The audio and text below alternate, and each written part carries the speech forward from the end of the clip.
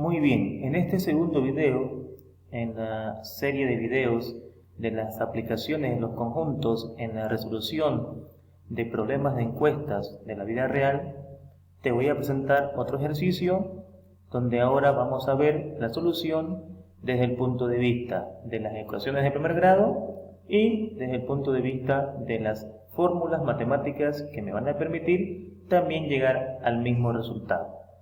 Veamos entonces el problema que nos lleva a realizar este nuevo video. La pregunta dice: en una encuesta realizada a 200 estudiantes de la Facultad de Tecnología sobre los postulantes a la decanatura de la facultad, se obtuvieron los siguientes resultados. 130 prefieren votar por el candidato A, 120 prefieren votar por el candidato B, y se sabe de que todos los estudiantes entrevistados van a emitir su voto. Es decir, si nosotros sabemos de que todos los estudiantes que le hemos preguntado van a emitir su voto sí o sí, nos piden determinar cuántos estudiantes anularían su voto, cuántos estudiantes no anularían su voto. Bien, perfecto. Entonces, ¿qué es lo que vamos a hacer acá en esta situación para que entendamos bien la pregunta que nos está haciendo? Primero vamos a colocar nuestros datos y entonces habíamos dicho en el anterior video de que el universo es la cantidad de personas a la cual yo he entrevistado. El universo también se representa en algunas ocasiones de esta forma, como la unión del conjunto A y del conjunto B. Ahora, aquí ¿por qué no estoy colocando, por ejemplo, universo? ¿Por qué estoy colocando N de A unión B? Bueno, estoy haciendo eso por lo último que me dice el problema. Si se sabe que todos los estudiantes entrevistados van a emitir su voto, ¿eso qué significa? Que todos los alumnos que yo les he preguntado sí o sí van a votar. Y es esa situación la que me permite escribir de esta manera mi universo. Dicho de otras palabras, si a usted le informan en un ejercicio de que todas las personas involucradas han respondido a tu encuesta, tú puedes escribirla así, como la unión del conjunto A y el conjunto B. ¿Y por qué no siempre vamos a poder escribirla así? Porque también hay que ser consciente de que algunas veces cuando tú realices una encuesta, por ejemplo, van a haber estudiantes que no van a estar interesados en responder tu encuesta, y es por eso de que no es correcto decir de que siempre vamos a escribir así. Esto solo se puede escribir si es que a mí me informan, me confirman de que todos los participantes han respondido la encuesta. Por lo tanto, la cantidad de estudiantes de A unión B es 200, donde A representa el candidato A y la letra B representa el candidato B. Te he aconsejado de que siempre pongas letras que identifiquen el problema para que puedas hacerlo con más eficiencia. ¿Qué más dice el problema? 130 prefieren votar por el candidato A, 130 prefieren votar por el candidato A y 120 prefieren votar por el candidato B y no me dan más información. Nos volvemos a topar con lo que observamos en el primer video. Si yo voy a preguntarle a 200 estudiantes sobre sus candidatos favoritos y a mí me dicen que 130 prefieren A y 120 prefieren B, esa suma no me da 200. Entonces, una vez más lo voy a repetir. La idea del problema es acomodar o corregir los datos de tal manera de que estén en una situación válida, es decir, que yo después los sume y me den 200. Entonces, ¿qué es lo que voy a hacer? Si yo elijo resolver el problema por las ecuaciones de primer grado, miren lo que voy a hacer. La primera ecuación va a salir de este dato de acá. Les había dicho en el anterior video que si ustedes querían, podían ocupar la ecuación del universo en el problema. Pero la ecuación del universo casi siempre no la vamos a utilizar porque con las otras ecuaciones ya vamos a conseguir el objetivo. Entonces, si tú quieres, puedes colocar esta ecuación acá, ¿no? Pero te vas a dar cuenta que a la larga no la vas a utilizar. Entonces aquí voy a hacer lo siguiente. Mi primera ecuación va a salir de los estudiantes que tienen pensado votar por el candidato A. Vamos al diagrama de Venn. Formo un cuadrado, dibujo dos conjuntos, donde estén los que van a votar por el candidato A y los que van a votar por el candidato B. Tengo tres áreas a las cuales le asigno un valor literal, las letras que tú quieras, en este caso yo he puesto A, B y C, y eso me va a ayudar a formar mis ecuaciones con la información de los datos que me da. Por ejemplo, esta ecuación es A más B igual a 130. ¿Por qué? Porque dentro del conjunto A tengo la letra A y la letra B, y esa suma de los dos debe darme 130. La siguiente ecuación, que es la del candidato B, es B más C igual a 120. ¿Por qué? Porque dentro del conjunto B he puesto la letra B minúscula y la letra C minúscula. Entonces ya tengo formadas mis ecuaciones. Ahora, ¿qué pasa cuando a mí no me dan como dato la intersección? Porque en el primer video a mí me dieron la intersección. Ahora, en este segundo video estamos viendo cosas nuevas. ¿Qué sucede si a mí no me dan la intersección? ¿Cómo yo la puedo calcular sin aplicar fórmulas? ¿Cómo la puedo calcular con el método de las ecuaciones de primer grado? Bien, sencillo. Cuando a ti no te den la intersección, es decir, la zona de al medio, ¿cómo la vas a calcular?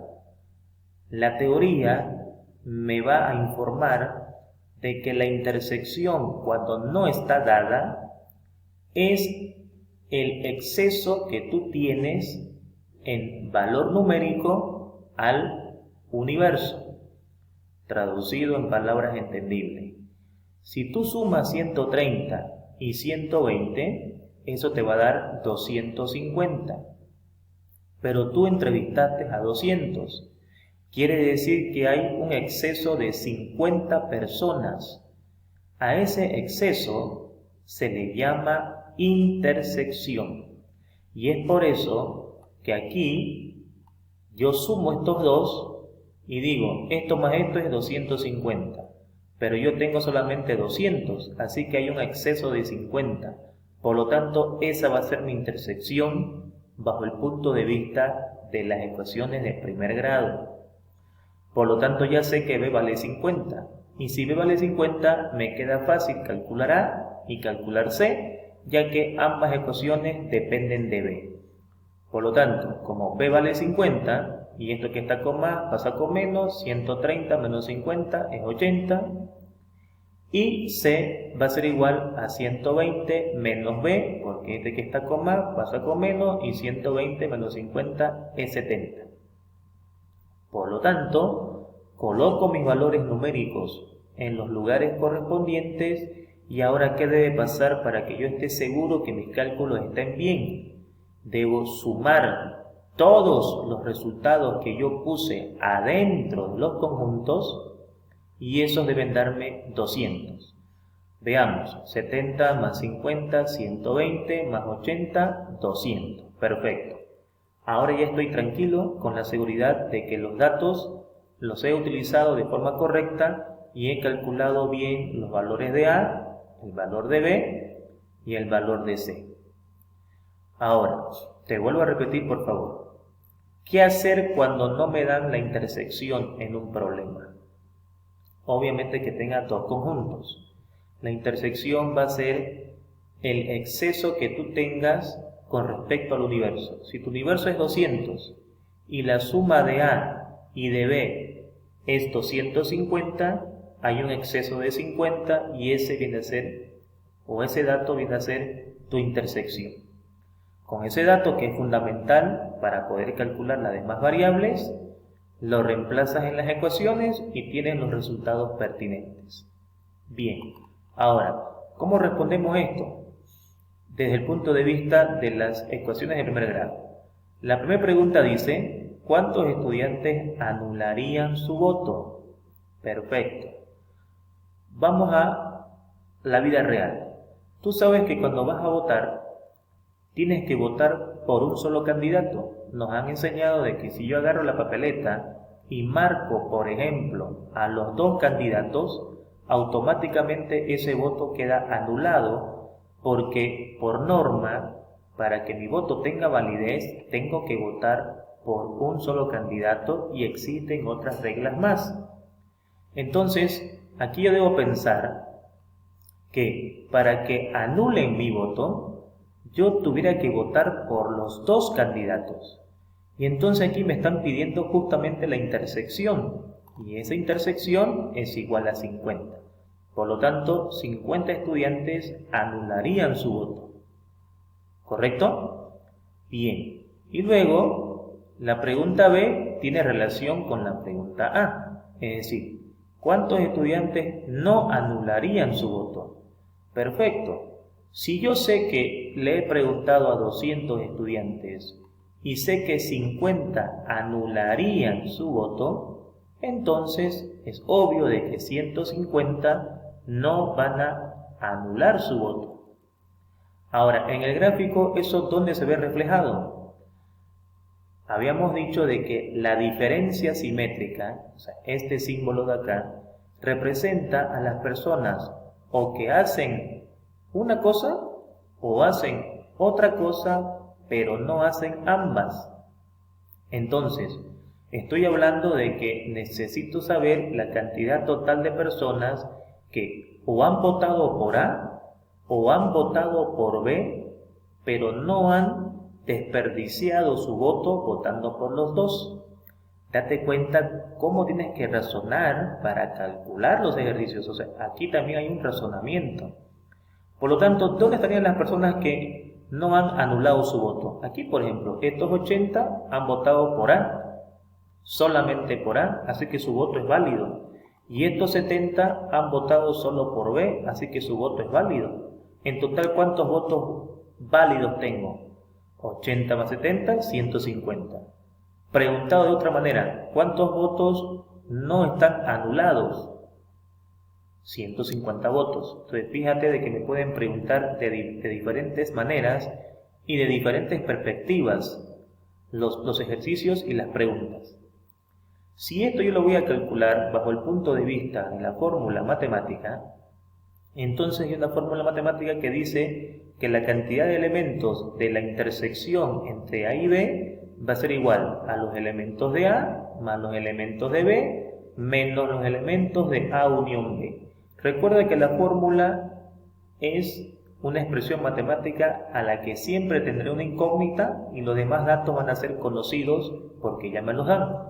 Así que la cantidad de personas de A intersección B o la cantidad de personas que van a votar por los dos candidatos y por ende van a anular su voto va a ser igual a las personas que piensan votar por A, que son 130, más las personas que piensan votar por B, que son 120, menos la cantidad total de personas de la encuesta, que son 200. Así que 130 más 120 me da 250, menos 250. Y llegamos al mismo resultado que en las ecuaciones de primer grado. Ahora, ¿cuáles son las personas que no anularían su voto? Bueno, esas están formuladas con esta fórmula. La cantidad de elementos de A diferencia simétrica B es igual a la cantidad de elementos de A unión B menos la cantidad de elementos de A intersección B. Por lo tanto, yo sé que esa encuesta ha sido realizada a 200 estudiantes y sé de que son 50 estudiantes los que van a anular su voto. Por lo tanto, 200 menos 50 es 150 y por ende 150 estudiantes van a hacer valer su voto.